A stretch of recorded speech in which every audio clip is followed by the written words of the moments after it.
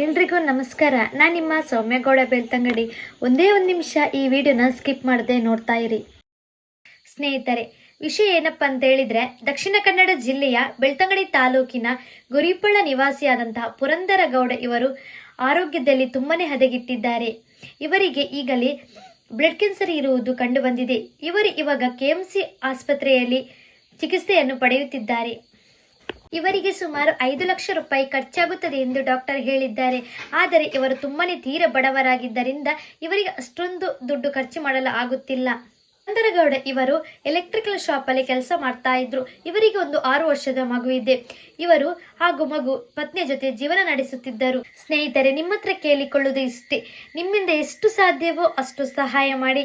ಈ ಕೆಳಗಡೆ ಕೊಟ್ಟಿರುವ ಅಕೌಂಟ್ ನಂಬರ್ ಹಾಗೂ ಸ್ಕ್ಯಾನರಿಗೆ ನಿಮ್ಮಿಂದ ಎಷ್ಟು ಸಾಧ್ಯವಿದೆಯೋ ಅಷ್ಟು ಈ ಹಣವನ್ನು ಹಾಕಿ ಆ ಜೀವವನ್ನು ಉಳಿಸುವ ನಮ್ಮಿಂದ ಸಣ್ಣ ಅಳಿಲು ಸೇವೆ.